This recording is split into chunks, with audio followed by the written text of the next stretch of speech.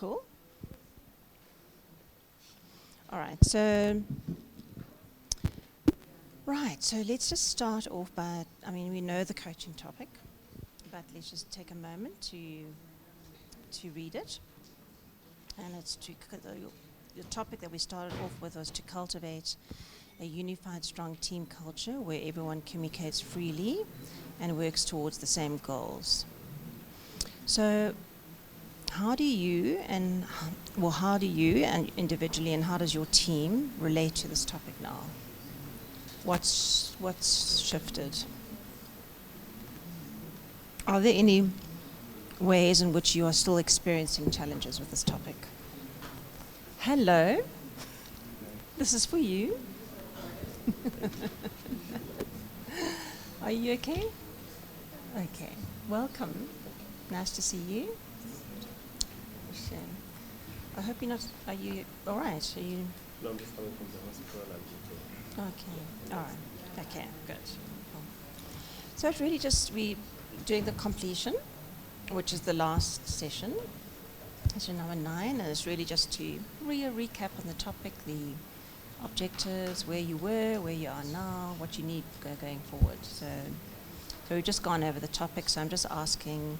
Maybe I should start off asking, are you still experiencing challenges with this topic? If anyone wants to.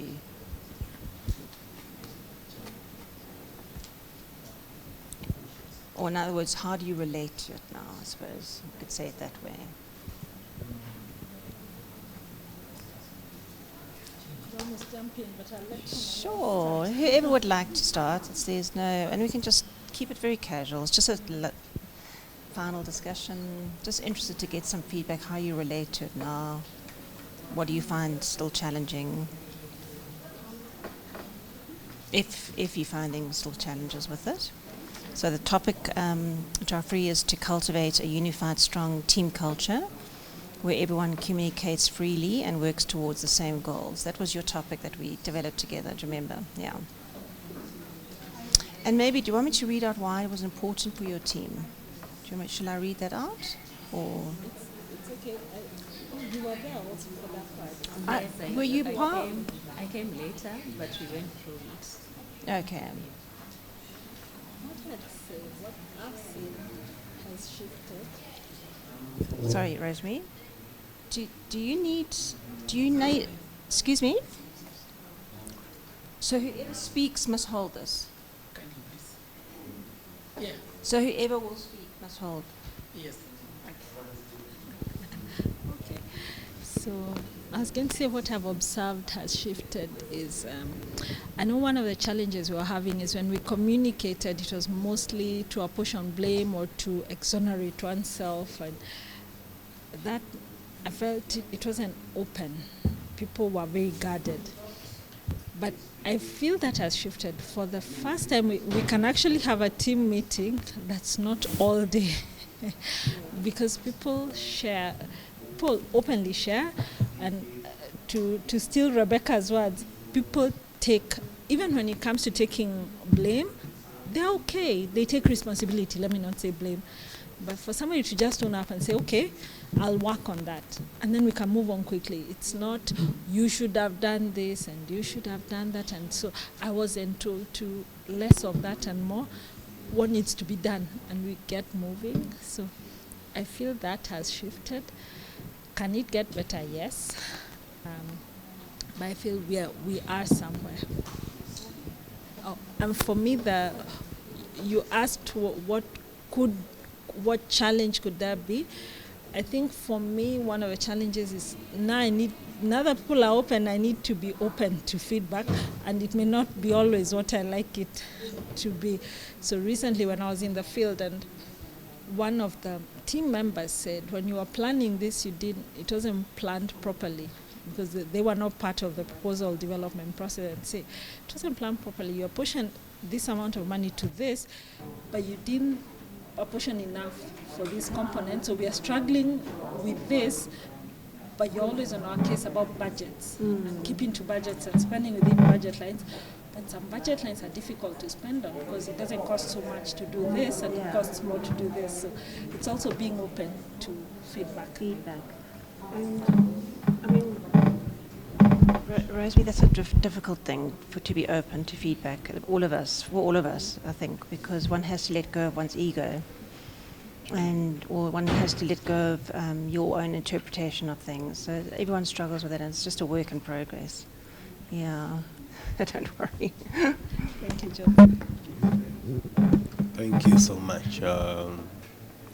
So what I have observed since the time we started this coaching up to this time is that when we started, when we were crafting our new way of being, what we expect to do, at that time there were challenges. But I can say right now we have tried to streamline the processes. We have improved our communication two-way between the staff and the management and all the teams. Now staff speak more freely. They consult more freely.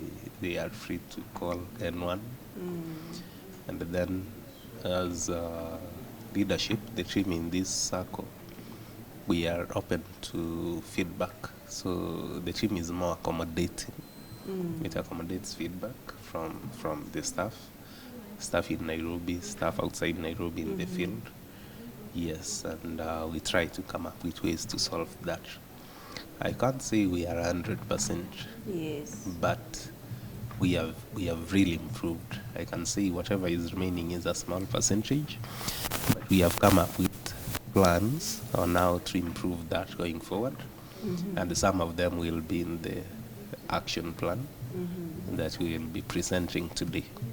Like disseminating to staff, sensitizing them, training them, having regular meetings with them. Yes. So that we are on the same page. So I can say where we stand right now, it's like at least we know we are moving on this direction, all of us, and we are somewhere on it. Yes. Thank you. Thanks, Narsha. This one will come He's working on something. Yes, I think the team has captured it well. In that there is, of course, an improved sense of collective responsibility. There's been a shift in how everyone takes, let me say, if for example,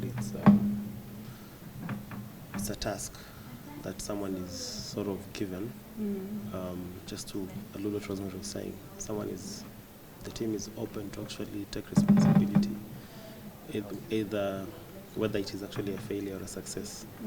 Before, it would be easy to actually point to the next person and not actually take ownership of the deed. But these days, when it's actually a personal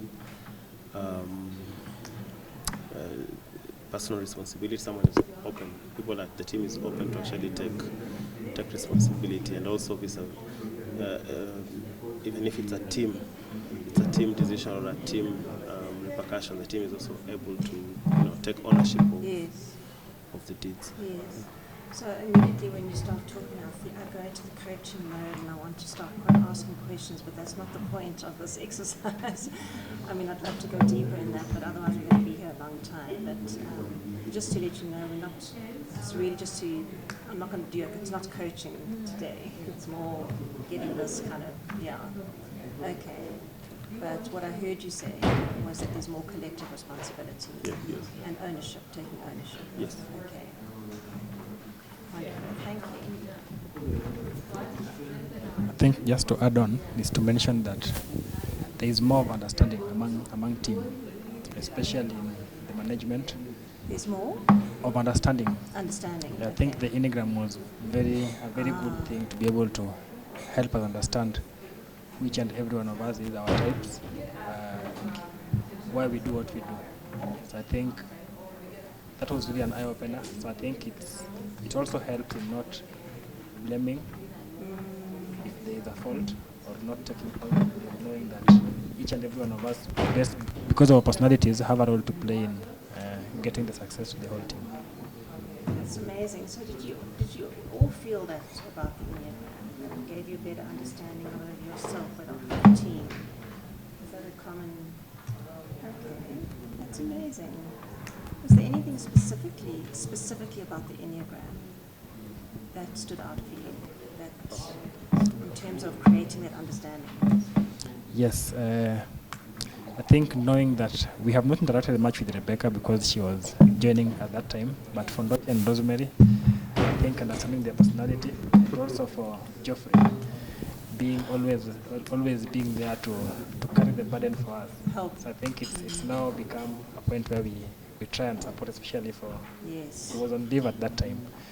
When Yes. shortly after we left, and I think he rested enough. Yes. We were not still calling him because we knew Yes. either way if we called, he would still come in to respond. Yes. So I think it's that understanding, and also in terms of decision making. I am sure in a way I usually look at how, even in terms of assigning tasks, Ndocha is usually so good at times pushing me to speak when he knows I will not be the first one to speak. Yes. I think it also helped in growing Yes. the weak points. Okay. Thanks. Yeah. So for me, what I'm hearing is that the biggest thing for you is the better understanding of the team and how you operate, and by through that understanding, you're able to encourage each other and bring out the best in each other. Sure. Yeah. Okay. Super. Thank you. And just to add, are there any challenges you have still with the topic? Do you find that there are still things that are challenging to reach the topic?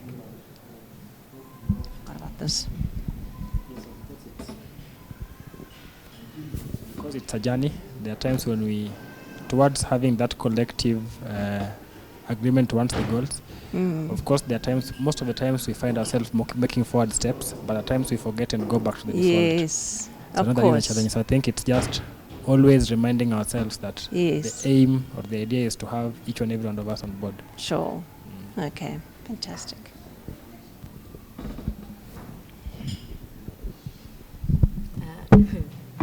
The worst thing of responding as the last person, you find that most of the items, most of the points that you had have been said. But I think for me, one of the things that I'm learning is all the members are working towards the same goal. And that came out clearly during our last meeting. I know most of the time you tend to see the finance team taking lead into analyzing the variance reports.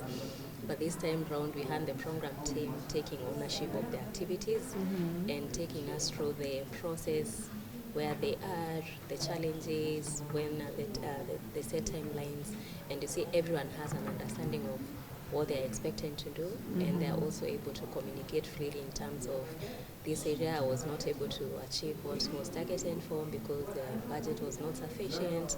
So there's that understanding of the responsibility. Is it something that we can say it's 100% no? It's a work in progress, and I think I can say we are heading towards the right direction. Yes. Okay. So the big thing for you is everybody understands their responsibility, and so people will come to the party where they need to come, where they will produce because they understand what they need to produce, and they understand their responsibility. Is that right? Yes, and they're able to set targets for themselves Okay. and communicate that yes, this we've not achieved to this limit, but in the next couple of weeks, this is what we've planned for. So what do you think, I know I'm not supposed to be coaching, but I'm just interested to know what do you think made it that people understood more clearly what they were responsible for? I would say it's more of communication. Yes, okay. Communication of the expectations from both the management and then donor point of view.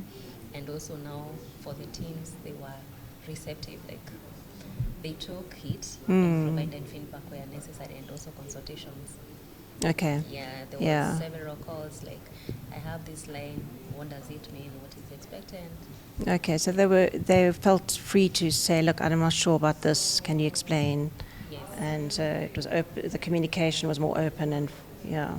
Yes, and Okay. also communicating on areas that we need and as finance to improve on for them to get a clear understanding.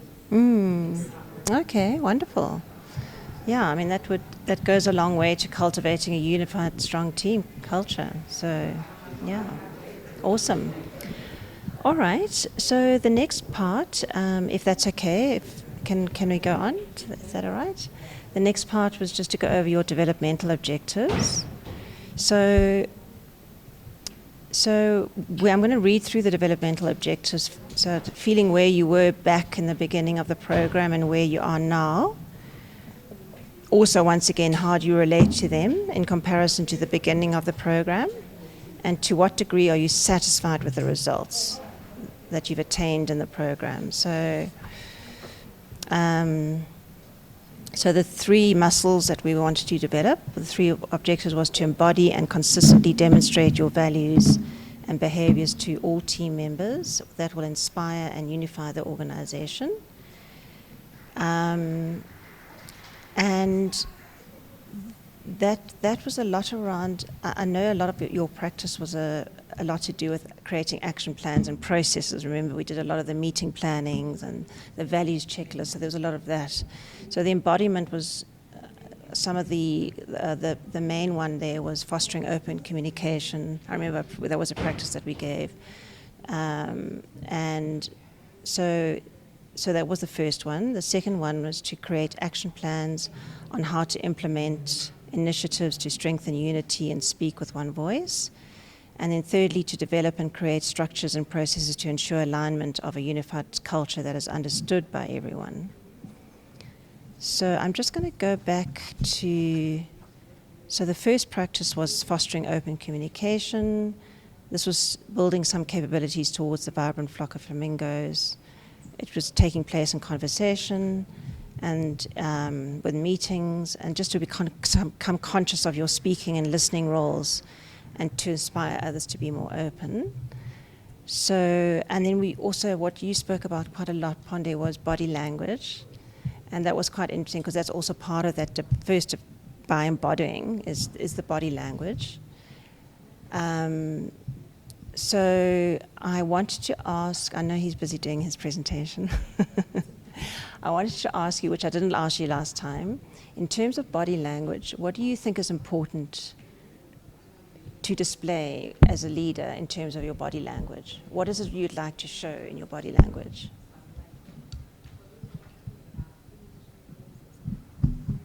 Oh, yeah. I know, but... Yes, I think for me, as a leader, assuming that it's a communication that I am having with someone, I think it's showing that I am open to listen to whatever they're saying, giving all my attention to listen, and also my face to show that I'm also concentrating, that I do not speak and I'm either looking somewhere else or appear like I'm thinking about something that is not related. Yes, okay. And also listening without judging or without thinking of the response, but listening to understand first before I think about the response that I would want to give. And in your body, what would you do in your body? In the sitting posture? Yeah. Of course, yes. I will sit like I'm listening. For example, if like this. If I was seated this way, I think it will just show I'm in my world. Being upright. Yes. And also just showing a serious posture. Yeah. I'm not sure how to describe that. Okay, no, that's fine. Yes, eye contact. All right, so I just wanted to go over all the other practices as well, so that just we can recap. Practice 2 and 3 was the collaborative meeting planning and agreement building.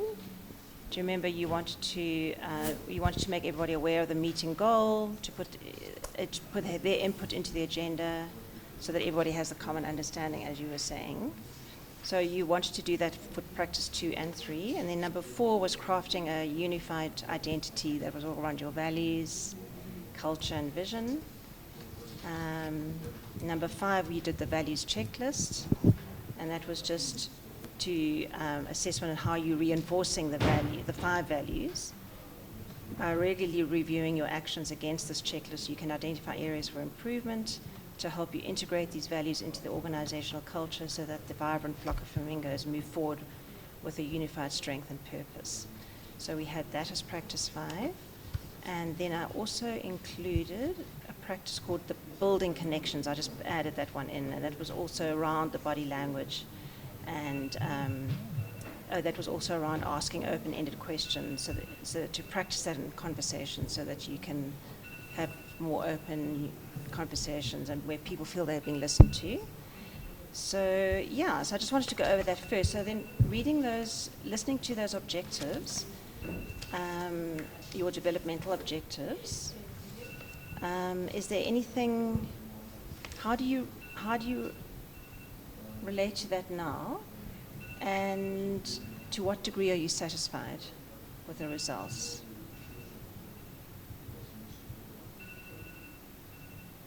So going back to where you were at the beginning of the program and where you are now, to what degree are you satisfied with those results of those developmental objectives? Anybody like to go first?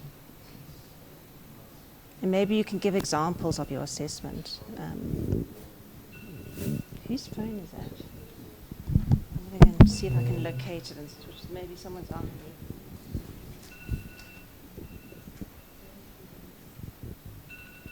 Oh, it's Joyce. Do you know where Joyce is?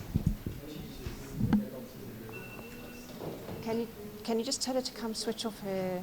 That's her phone. That's her phone. Yeah. It's coming from her bag. Would she mind if we open it up? Or to take her the bag. Yeah, there we go. Just switch it off. It's an alarm. Yeah, I'll just switch it off.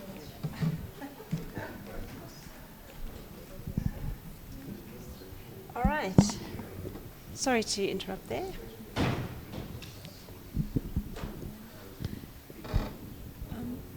I think as we're building this new way of being, this vibrant flock of flamingos way of being, for me, I've seen we've made a lot of progress. For example,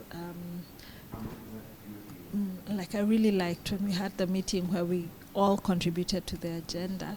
We still do have sometimes when we fall back, like the last one we had, and we couldn't. There are certain times when we have priorities that need to be accomplished, and maybe not everybody can give not everybody's needs can be addressed at this one meeting. Sure.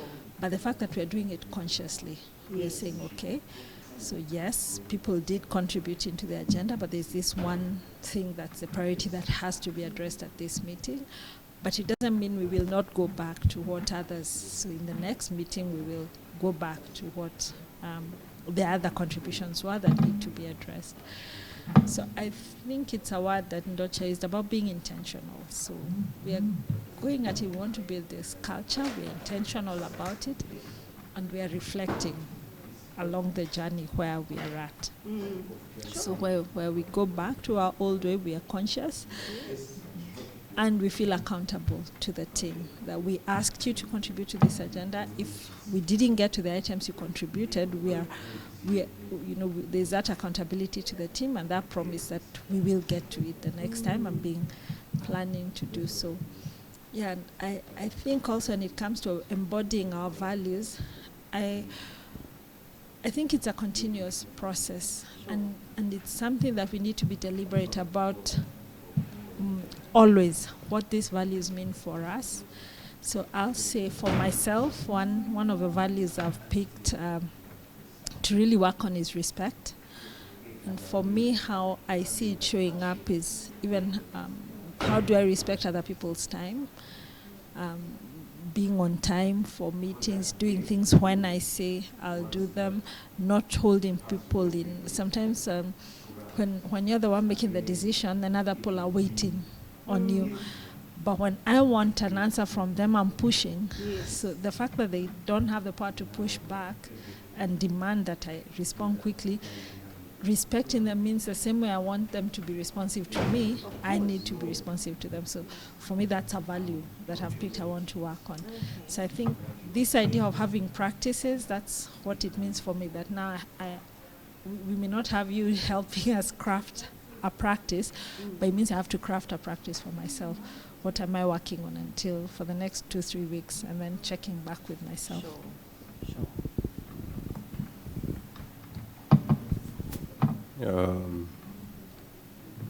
For me, when I try to look at the 3 items, the values, embodying values beyond values to all the members, to all the staff, I think it's something that we have tried to do. Also, Rosemary, every meeting, she tries to share one value and explain to the staff the importance of it. And then they encourages them to make sure that they go by it. And we as managers now, as we work with this staff, we try to pass this down to them every day, although not formally, but as we work. Yes, like let's say in my office, I'm trying to share and sensitize the team on transparency, honesty, because this is where in our department is where we do a lot of procurements. Sometimes that is where the risk is. So we are trying to explain to them the importance of being transparent, integrity, all those values. And then there is the other one of speaking in unity with one voice, strengthening the team unity. And I've observed this in one of our offices, now not outside Nairobi. Now this is in our field office. I will give an example of our Kilifi office where we have 4 staff. So nowadays when they come to me or they have a request, I don't know whether they have a meeting, they agree, and then one of them reaches out, and then it's like they have discussed and agreed. So when you try to reach out even to everyone else, they are sharing the same, so meaning they are speaking the same thing, and they are consulting more. And like before, where this one will say they didn't know this is happening, or they were not aware. The other one of a united culture with everyone. One thing I appreciate the staff on this and everyone is nowadays staff, when they had challenges, they just come to you with challenges. They tell you, we have this, can you assist us solve? We have this, even the simplest of challenges. So nowadays they have learned that culture of trying to come up with solutions. So if someone calls me and they have a challenge, then I'll ask them, what are some of the suggestions? And they'll be prepared. Or they'll come to you with a challenge, but also proposing solutions. And that way they are improving and they are aligning themselves to this new culture and how we do things. That is what I appreciate the team and the staff for. So what when you say they're able to better come up with solutions to the challenges, Yes. what do you think gave them that ability to do that? I think it's they have been given some freedom to. One, we are appreciating their feedback that they give us. Okay. We accommodate their views. Right. When they know that their views will be accommodated, then they share more. Okay. And they will propose more solutions. Okay. And then the other one is sorry. And then the other one is they know if they propose something, it will be acted on. So it's not just being said for the sake of. So they know if I share this, someone will act on it. So there is that one, and then of Okay. course now the larger team, the Okay. administration is accommodative right now. even when we go to a meeting, Geoffrey will share a link for them to share things they will want us to talk about, Okay. things they will want us to handle, or any challenges they have faced, or any lessons they learned from the previous Oh, meeting. wonderful. Did So you do, that was way- that done before? Is that a new thing? Yes, that's a new thing that we have been working on during this And has there coaching been a program. good response to that? Yes. Geoffrey, Well do you want done. to share more on it? Yes. So before we actually used to have the monthly meeting, Mm-hmm. very specific in terms of just going through what the teams have been able to achieve Mhm. from projects perspective. But now, when you share the tool, you get that people have different agenda items that like to be discussed, especially given that it's the one time that all of us come together. So the team have been sharing various agenda items, some even beyond just project activities, in terms of well-being, in terms of maybe something that arose during the month. So it's usually incorporated into the project, into the agenda of that meeting, and there's been really good positive response on the same. Yes. Okay, wonderful. So you've had good feedback about that? Yes. About doing it that way? Yes, we've had feedback. We usually share the link before the meeting, Yes. and then Okay. after the meeting, they're supposed to be giving feedback on Okay. how the meeting, if the meeting met the expectations, if there's some areas of improvement for the next Yes. meeting. Yes. Yeah, of course. In terms of response, sometimes it changes because different months we've had the response rate being high. At other times, you can get the response rate being low. Yes. But Yeah. that's understandable. Yes, Yeah. exactly. Yeah. That's, But I usually do quick follow-up with each team member in the field to make sure that they actually give their input to guide the agenda. yes. Yeah. Yeah. Okay. Fantastic. So, is it okay if I talk about what your current way of being is now? Or does anybody else like to talk about the developmental objectives? Is everyone okay with that? Because I'm just looking at time. Because I'm interested, now that you've spoken about this, remember we came up with, do you remember the whole idea with the coaching is to understand your current way of approaching the topic? And that's where we came up with the metaphor. And we spoke about where do you want to get to, and we spoke about your new way of being, which was the flock of flaming flying in a V formation. And in between that period, we wanted to include the connected interlocking cogs and transcend into the flamingos. So when you talk about that and you think back to your current way of being, of the interlocking cogs that you came up with, Ponde, what do you think was remember we spoke, one of the cogs was misaligning? So what do you think was that at the time, your current way? What do you think was missing? Why wasn't it aligning?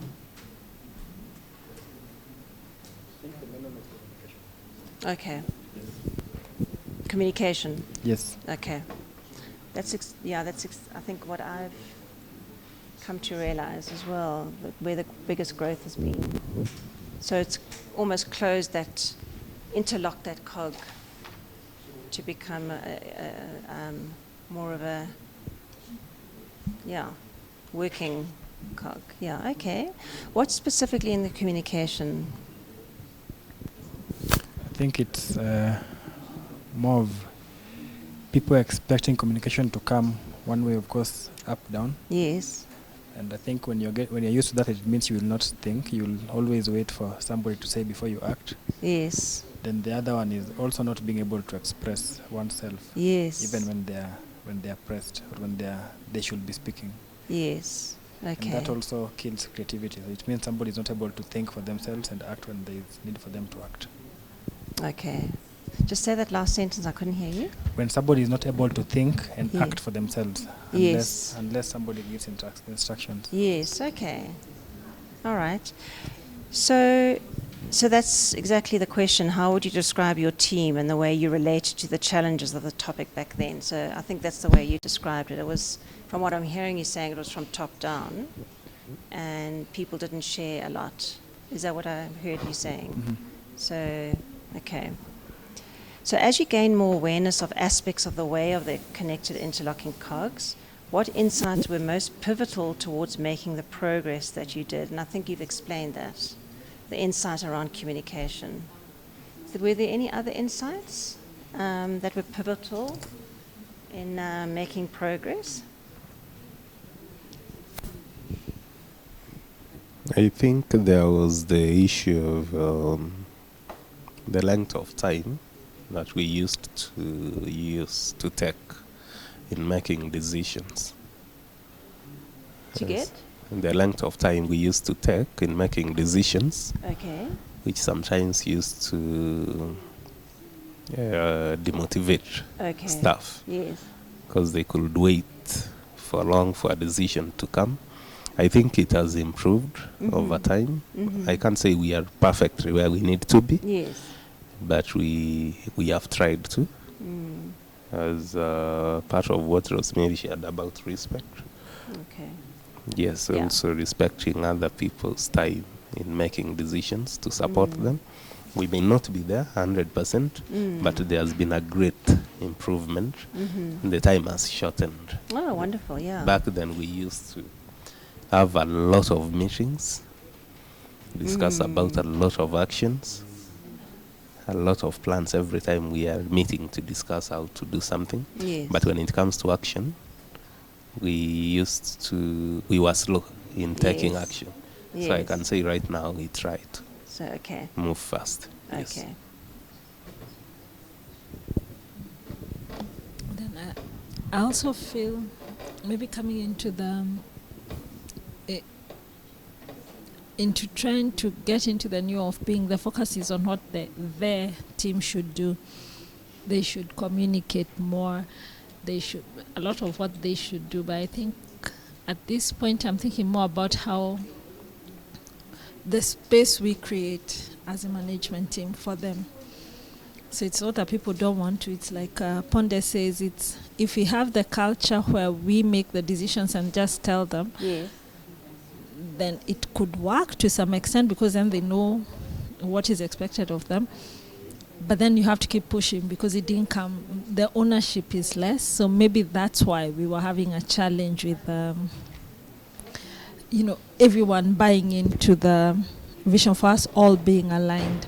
Because if I'm doing what I've been told, then if I have a challenge, I pass on the challenge back to whoever told me to figure it out and then tell me what to do next. But if we've all bought in, so I feel what I've taken out of this is about the kind of working space we create.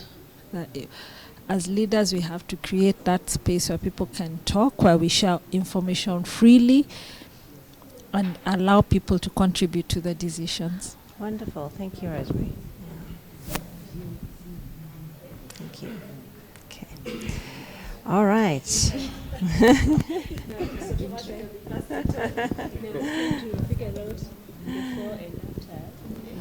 Thinking of it in terms of, I don't know where the thought process and come from, and I can only respond from the point where I joined, and I joined when we were Yes, trying difficult for you Yes. because you were new and yes.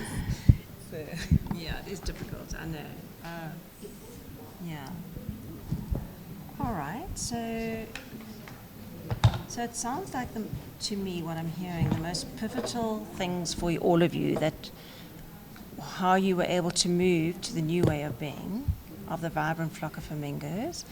Ponde mentioned communication, being able to communicate, sending, and part of that communication was prior to a meeting, sending a link where people can put their input in. Also, to talk about challenges. You spoke about collective responsibility, making sure everybody understands their responsibility, taking ownership. You spoke about making space for people so that they can communicate more freely, and that whereas in the past you would just give them the project to do and tell them what to do, now it's more interactive, more consultative. So this is what I'm hearing, and not to what you were saying as well, and I'm trying to remember now. The quick decisions, that's right, yes. And making quick decisions because you were, what was instrumental in allowing for those quick decisions? More consultations and understanding the need to respect each other's time and not to demotivate them. Yeah. Okay, so just a question, you don't have to answer if you'd like to answer. What does living from this way of the vibrant flock of flamingos allow for you and your team that is deeply meaningful to you?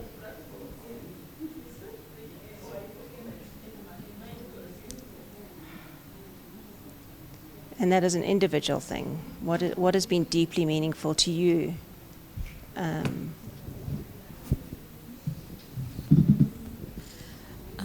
For me, I feel it's about stopping to see, not just seeing people in their role, but just seeing people. So, yes, we have somebody who's day-to-day activities, say whether it's the activities they should be doing out in the field or even if it's a driver, but not to just see their role, but to see the person. Okay. So when I'm communicating, I understand this, they have their own ideas, and the ideas are not limited to how the vehicle will move. They are part of the organization. They'll have ideas beyond that. And to just listen. Somebody in the field could have ideas what we could do better in the head office, and to listen. And even their challenges are not limited to what they do in their day job. Somebody could be coming to work and they're distracted because a family member is sick, or they have other things going on in their life. So to allow that it's okay to have all these things going on, and to be flexible about it. So it's not just, did you report to work at 8:30? Did you do 1, 2, 3, 4 things? But it's more about how are you? How did you appear to work? Maybe 8:30 was not the best thing for you if you had a sick person at home, but that you can communicate. Yeah, so just to be conscious. People have many things going on in their lives, and it's not practical to tell them to keep all those aside. But to just give people space to have those and focus on work as well. Sure. So seeing people, that's what I'm hearing. Is okay. Thank you, Rosemary.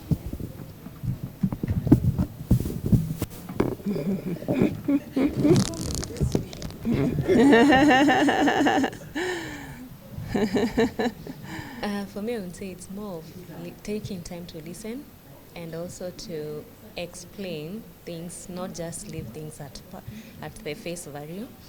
I think when someone gets a deeper understanding of where I'm coming from, like I listen to their point of view, and also take time to explain why we are doing things the way we are doing them, and not how they would want them to be done. Now you get to a common understanding, which has helped me and also the department to work well.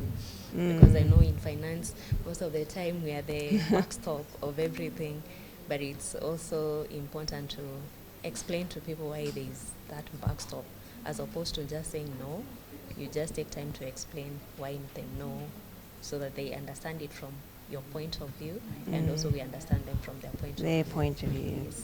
Taking the time to understand their point of view too. Yes. Yeah. So I'm interested to know how one balances. So if you're in a meeting and you're taking everyone's opinion, but you time bound, you have to finish the meeting. How do you balance that? Where you want everyone to say what they want to say or give feedback, but yet you still have to stick to the agenda. Have you managed to do that? How do you manage that?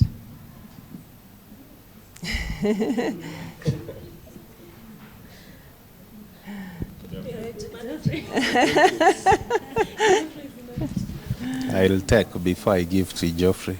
So I think it's early planning and adequate planning for meetings. Yeah, I suppose And put it then in the gi- schedule.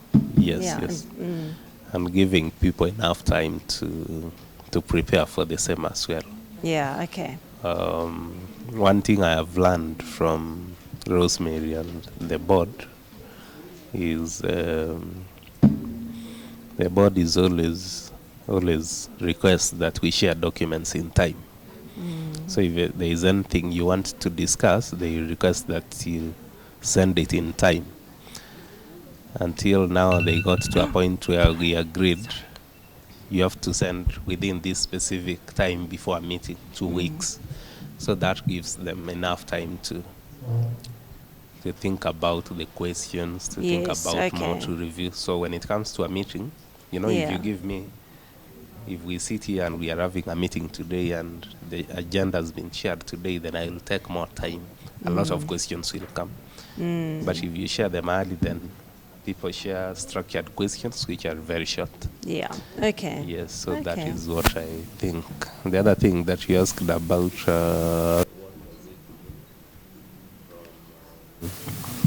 our new way of thinking, the flock of flamingos. It means then we are on the same page, me and my team. I don't need to explain 5 or 6 people below you. This is where we are, this is where we are, this is where we want to go. So when I understand that and we cascade it down to them, then all of us know we are headed this direction. This is what we want to do to achieve this. Yes. So it takes less time, and then Okay. we are focused on the goal. Okay. So the alarm went off now because I want Joyce to come in the meeting because I know you wanted to have some feedback. But before I bring her in, because that's going to be the next, if you don't mind, unless you want to share anything else,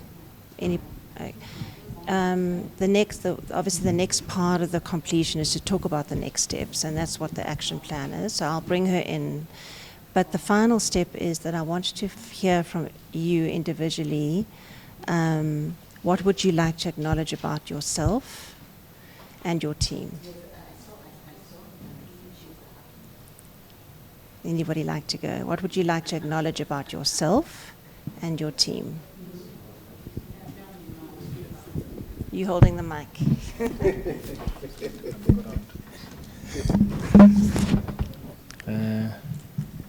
I think I will speak to it from the point of the Enneagram, appreciating that being a type 9, I value getting to understand what other people, how they think, and how they are affected by a decision. So in that case, it means that I will take time to be at a point of making a decision. But when you make the decision collectively, then it's good that we stick to the plan. Yes. Yes. Thank you. Yeah, I think for me it also is that sense of team spirit. I think the overall team spirit has really improved. And you, I want to know about you. What would you like to acknowledge about you? Yes. Don't forget about that. Yes. So I think for me is being an enabler in achieving that collective goal. One thing that I acknowledge is that my office really, I'd say it's like a chessboard. So many moves each day. So if I fail to execute it well, then there is usually, I might say I have the power to make sure that the team spirit is built and is enhanced. Okay. So if I don't enable that, Yes. then we might miss our objective. in Yes. terms of that cohesion and collective Okay. Beautiful. approach. Thank you. I think, to me as a person, is acknowledging the power that we yield as individuals, more so when we are in leadership. Sometimes you may take it lightly, but there's a lot of power that has been bestowed on us. So depending on how you use that power, then the outcome will depend on how you use that power. So for me, it's to lead by example in setting the tone of what we want to achieve as a team to the rest of the members. So you lead, you show them, and you lead the way. That way they learn so fast, and we move as a team. And then I appreciate the different types we have in this group. And I also acknowledge that outside this group, the rest of the staff members, they belong to different types. So it's trying to understand why they do the things they do, why they do them, and how they think. Yes. So what I'll acknowledge for myself is the growth in the past 6 months. At least Ndocha is private. The last, it happens that we are coming to the session exactly after our board meeting. And it was the same thing in May. Or just that in May it was coming from a very stormy, very uncomfortable board meeting. But this time it's a very comfortable, it's sailed through. And I would say what helped sometimes is being conscious. When I'm conscious, for example, that I'm always afraid of what will go wrong. So I'll want to do the board papers myself because I'm afraid if someone else does them and they don't go right, then it's my fault. But this time, I hardly was involved, and Rebecca did the finance board paper, and Docha could do for the admin and operations, and Geoffrey and Ponde could do for the programs. And I could show up at the board meeting, and some I was reading for the first time. It's not the right thing.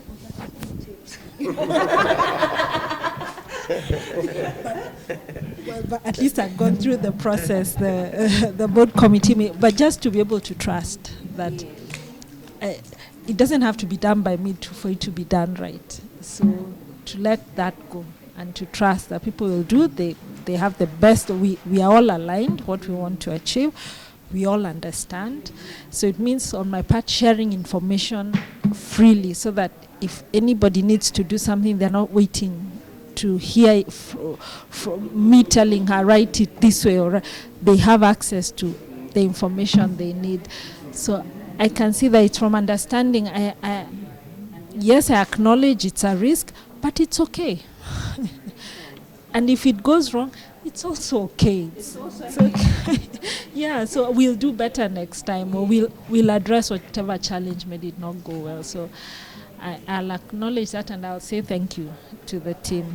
I think I'll also acknowledge that the team have been very supportive. Sometimes the information will be shared, and I'll see somebody decide to stop there, because the more information they share, the more questions I'm asking, and the more different scenarios are playing out in my head. And somebody will say, okay, it's not useful to discuss it anymore. We'll come back to it when I have more concrete information for you to process. So yeah, I'll say thank you.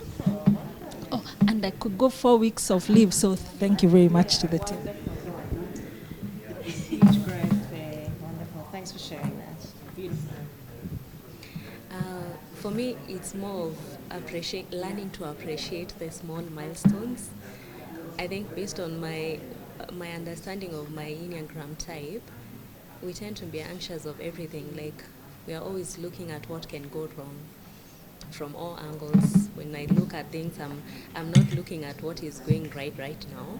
I'm looking at, in the next couple of weeks, if I do this, what can go wrong?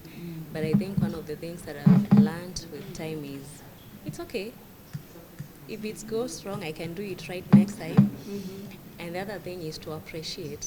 If I do something that I feel I should commend myself, say, like, pat on my back. If it's if it's team's effort, you sit down and say, oh my, we made it. Yeah. Congrats, guys. Awesome. And then whatever it remains, we can deal with it tomorrow. So I've learned to not stress myself. I know most of the time I used to carry my workload at home and I would dream about work and everything, but I've learned it's okay. If I didn't achieve it today, I can pick it up tomorrow and go sleep and have a good rest time. Good. Yes. Fantastic. Well, thank you so much. We've got 10 minutes and Joyce is here. Joyce? Can you join us? Thank you. Thank you. Thanks. Yeah, and I'd just like to say as well that it's just been such a tremendous joy for me working with all of you. And thank you for just showing up, being there, and for all your wonderful input always, and always being open. And yeah, just your commitment, been fantastic. So thank you so much. It's been fantastic working with you. I really enjoyed it. And I think the work that you do is incredible. So important. It's important work in today's world. Yeah. I'm not sure if it's okay. You also ask what your take about, what you feel about our growth. Has it grown in your perspective? Yes. Well, I don't know if you had a chance to. I just did like a summary of the progress. So for me, yeah, I mean, I've seen an enhanced communication and open dialogue, as you've spoken about. The fact that you take more of a consultative and engaging approach. Team members are feeling like they're able to voice their opinions. And building trust and team cohesion has been a big thing. I mean, you spoke earlier about the fact that you are trusting people more, but one of the challenges is what do you do if they disappoint you? I'll chat to you about that separately. We don't really have time to chat about it now and how to handle that. But yeah, I think that's the one thing that I've noticed. And you're developing your leadership skills and your self-awareness in huge growth. I mean, look at what you've just acknowledged about yourselves. So individual growth, adopting your processes that you did, like your team planning, the links that you've done, and promoting inclusivity and balance. So yeah, I've seen that's the progress and a summary of what I've seen. So well done. So that's the end of the completion. And now we need a very important person because they are going to be presenting their action plan. And Rosemary, you mentioned you wanted to have a session or just maybe run a few things by. And congratulations, guys. Yeah. I hope you are feeling something. You need to do like this a little bit. We need to do a Rebecca. Rebecca's learned to do this more. You can all go like this. Yes. That we're looking at it as something broader that we want to integrate into one of our core pillars in our strategic plan is institutional strengthening. So we integrated these priorities that we came up with into our institutional strengthening.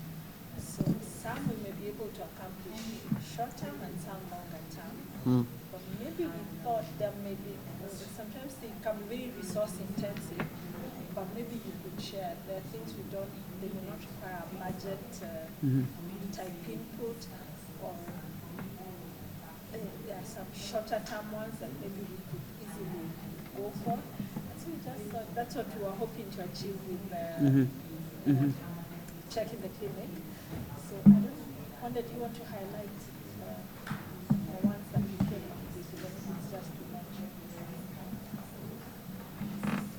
Yes, so the key activities, we had nine key activities. Take us towards, I think the goal is similar to what we had. Cohesion and team spirit. Not really one by one, but now for the activities. Speak up a little bit. Speak up, Mr. Leader. Yeah, so for the activities, one was having a staff meeting. Our idea idea about this was just not having a number of staff to be able to just but it's in a free environment where people are able to share freely, not just focusing on what we do, but also themselves. Without PowerPoint, without fonts, without laptops, it's where we just come in to connect. And the second is having almost a similar thing for the board management, but now in terms of an output for their meeting, is for them to be able to come up with a sketch of where they see basic needs, because in as much as we also bear the vision, they lead the way. And the third was also in terms of branding, so for our values and also the vision and mission, having them in a specific corner at our offices, whether as writings or as graphical presentations, that anybody who passes there will be able to look at this. Like a wall. Yes, Oh, yeah. yes. And also visualize and also live in that image in terms of how they work, they do their day-to-day work. Then the fourth, which I think we've borrowed from here, is the clinical assessment. Of course, for us, we have done it, but also looking at that to be able for the whole team now to do it, that we are also not just aware of ourselves, but also we don't keep guessing about who those other guys, who those other members of staff are in terms of the unique types. Right. And so that will also bring the next activity, also having a session with someone like Jason to be able to Jace a session. session, yeah. Jason Is this for somebody- all the staff? Yes, to the staff. Okay. So that they're also able to understand themselves and also Okay. And the sixth was having a collaboration, implementing collaboration tools, things like Teams, things like planners, that we also able to not just coordinate ourselves physically, but in terms of even planning. So without making a phone call, then somebody will know where I am and what I'm doing. Things like calendars, such like things, automation. So it's a broad package. And the second last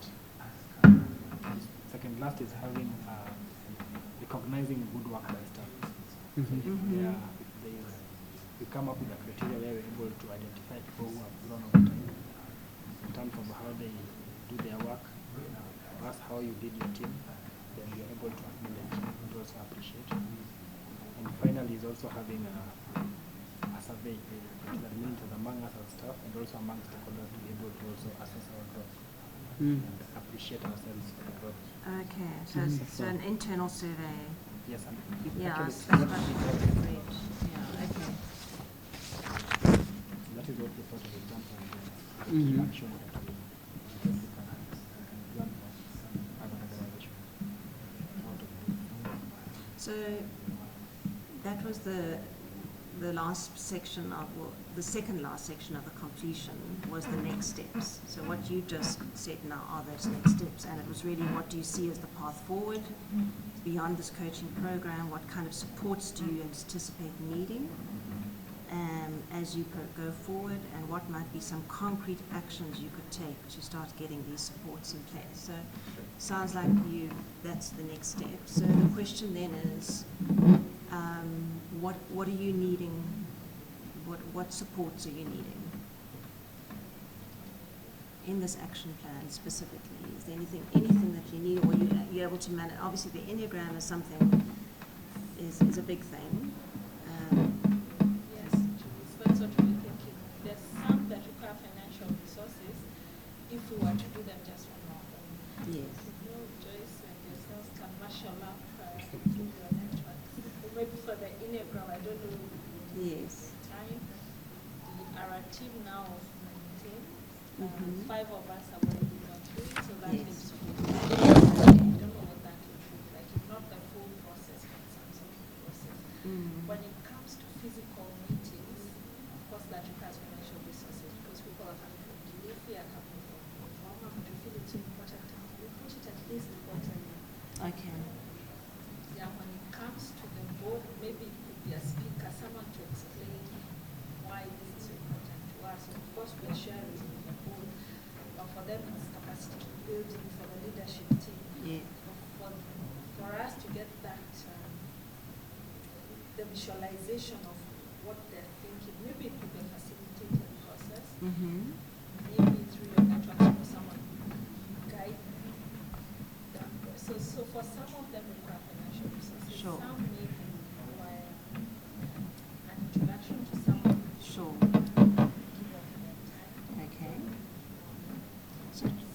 So my question what- to you, Joyce, then is in terms of that, what is it? What feedback can you give on that? So without the anagram, did you cost those things that you are talking about? So what monies do you have there?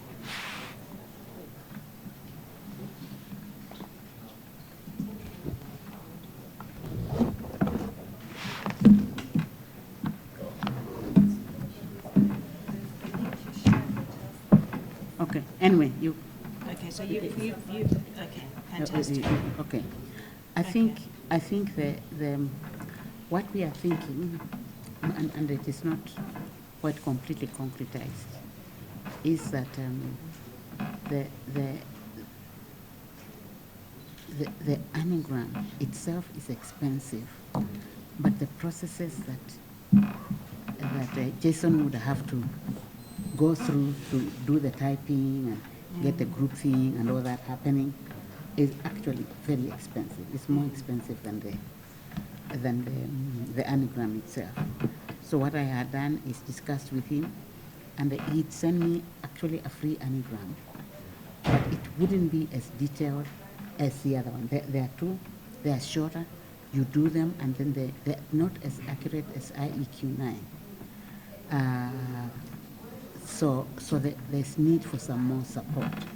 So what we were going to do is actually now, I work with Jason just for a few days when he can afford to do it, and then I would be able to take it because myself now I am IEQ 9 qualified. I am a practitioner, but I haven't done this thing I have never used this thing that he has sent to me to send to you. And then we would have one day or something, and then with the team, we would go through all 9 types and get them to understand. And the objective would be for them to really try and place themselves, because the test may not be as accurate as yours, but place them, but also understand who is Docha, who is, our boss, who is Rebecca, kind of a thing. They start to internalize the things. So a whole day where we just go through the types and all that, and then people can ask questions and all that. Mm-hmm. But we first want to know whether people want that, because then they have to invest time now and money to get one. But after that, I will just do it. We will continue with the teams myself. So that is the one solution. So far, everybody has asked for it, as far as I can remember. The cost is $60 per head, which is substantial if you are talking about bigger numbers. But let's see. If it was only one group, then it is a different thing. One group has 40 people. So when the numbers start going up, then and we cannot differentiate. Every group, we must, all the children belong to me. So I just want to hear what people present here, and then so the anagram thing will be figured out.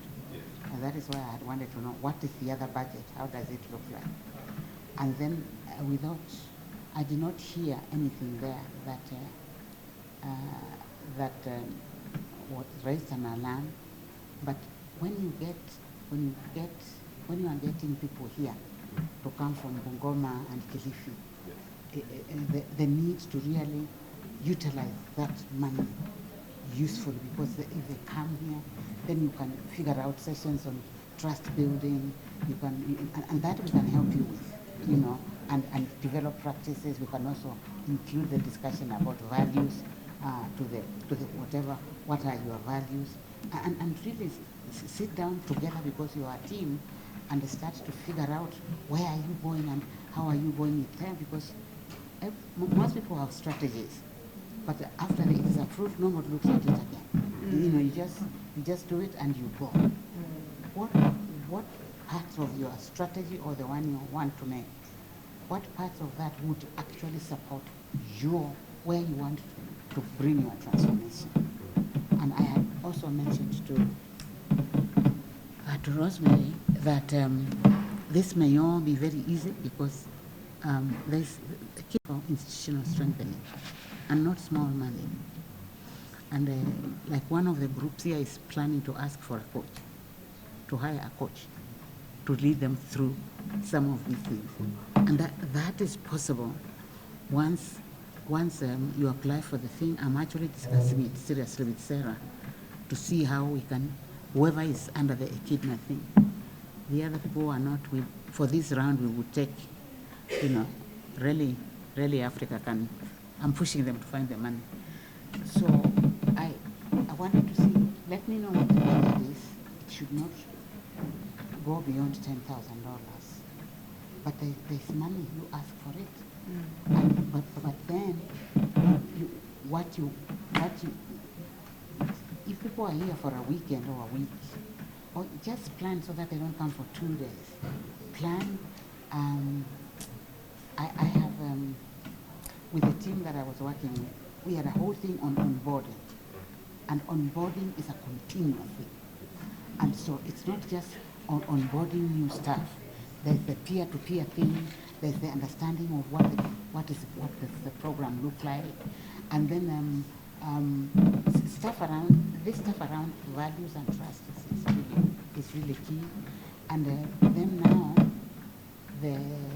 we also got into working with mentorship. They hired, one of their objectives was to hire 4 members of staff in the action people. So they hired 4 members of staff, and there was a real proper full-fledged onboarding. The responsibilities are being divided up.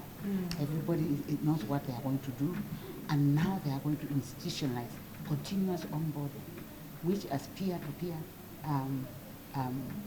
people pairing up to support each other, and then they are bringing in speakers here and there to actually support and talk about a particular thing. And some of this you can do online, but that time you are physical, you can really go very far, and we can help you figure out how to utilize it, and whether you can do it once or twice a year, I don't know. And then they were also talking about, you guys went to Karura Forest, for example, you said, and they were saying how when they went, they were only going to go for the morning. They were there until 3. We're just having some good time. And for them, productivity has increased, and they have a happy office. People are coming there, they're interested, they're asking questions, they're wanting to connect. Because the biggest thing is to connect these your field offices with the office here after you have connected yourselves, and we can hear that from your thing. And then you can see after that you have the focus, the values and the culture supporting you to go where you want to go in your very important work that is needed globally, not just here. So that way of thinking, so that you actually, if the resources are not enough, you can utilize those, and then utilize what is there. They give $50,000, but you have to ask for it, the kind of a thing. But within that, what you are asking, really make sure that the money doesn't just go to hiring more staff and those, because if whoever you have isn't performing to optimal, you're wasting time. Then finally, and this may be too expensive, I don't know, what structures do you need to put in place to support your transformation agenda? One of them you mentioned doesn't even cost money, a communication system. We usually, when I was working with the Wellspring, we had a group calendar where there's a lot digitally you can do, and get a group something so people know what is happening, and some people have a WhatsApp group, and it's not just for work. You can share stuff and connect people, because if you connect and you and your people are behind your vision, you will not believe what is going to happen. So it's those kinds of things. The last thing I wanted to say, which I didn't maybe hear it, this wellness business, this is the killer. And then you kind of think it is soft, you don't want to whatever, but this is the difference that makes a difference. And so I'm hoping just to either add something or find out a way that the rest of the team can be at ease and feel rested and balance the work, the work thing. I don't know whether you come to the office every day. Maybe I shouldn't be telling about their things, but the group I was coaching, they have alternate. Like if you have had 3 or 4 days of very intense, the group divides a half. One stays in the office, the next day, and it's off the day after, and the other one. So you work from home at a more relaxed kind of a thing. Create a home for the staff so that they don't feel, whatever. Of course, the CEO has to hold the product line clear so that people don't think now we have time just to hang around and have a good time. Although I don't sense you have a very high performing team, but high performance will be hampered completely by exhausted, tired people. The things that I do when I'm tired, and me, I'm old, so I can be excused. The things that I don't do when I'm tired, it's like, oh no, and things look so big. So how do you create a happy home for your thing, and what structures? And these are not even money things. This is thoughtfulness about the workplace. Which I'm hoping maybe the week of the 17th, I want to see where you guys live. They have been asking me to come, and I haven't had a chance. Yeah. So it is those kinds of things that you now really will pad this thing. It will not cost more necessarily, and I don't think what you told us will cost 10,000. But now, heavy lift with the thing from Echidna Giving, and I'm personally going to ask Sarah when I meet her to really make sure this is, because the money is there and they have it. So, but it is how you ask for it and what you ask for. A certain percentage must be for staff welfare and staff support, and these things that we have been doing here. So in terms of the Enneagram with Jason, did he have an individual, I wasn't part of that, did you have an individual call with him? And then did he supply you with he supplied you with a report? Right.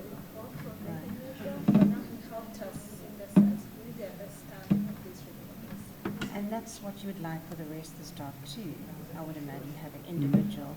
So I was just wondering if there's someone in South Africa where the dollar, they don't charge dollars, it'll be cheaper with a rand, whether I could investigate a similar concept. Actually, I would really appreciate if you can ask the IEQ9 guys, find out what it costs in rand, but also I am going to talk to them. Yes. Because they did give us a break. I am, since I have certified, I can get 15% off myself.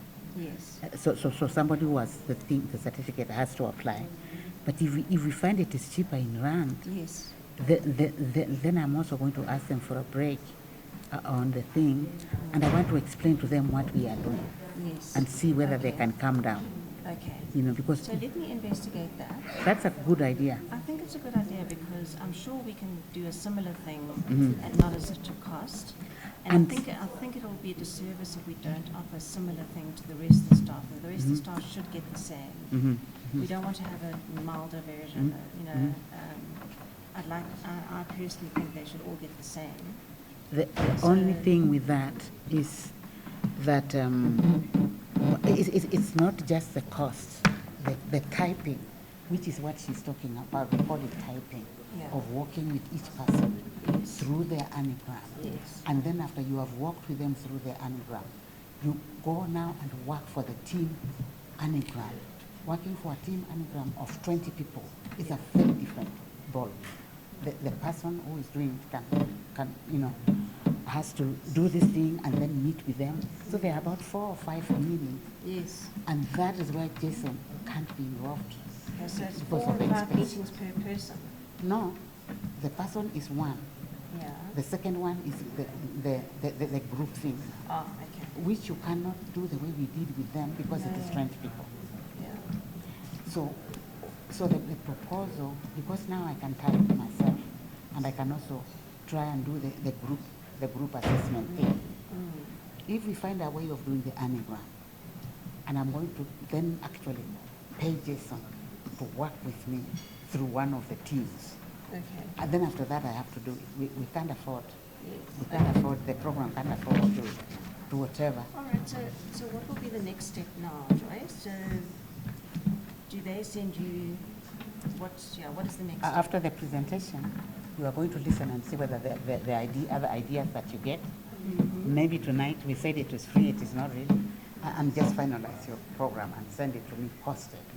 Posted. And the thing that you may not be able to post is the anagram, but the others, if you tell me the other one, then I'm going to look at all this, I'm going to look at all the action plans, pick what is common, and figure out what we do about it, because I want to talk to also the kin as well. And collective rising can do something, but not for all of you. It's not possible. It's too much money. Yeah. So I'll process it. And the idea is, and we forgot to talk about this, before we leave here, we need to have agreed on a meeting, one meeting, in a month or 6 weeks' time. Month's time, maybe, because of Christmas. I will meet with every group, and then we will go through this again and go through the money thing. And by that time, I will have done my homework. Where do we have what? It's the 16th of December, 6 weeks. Yeah, it will have to be less than that. These guys are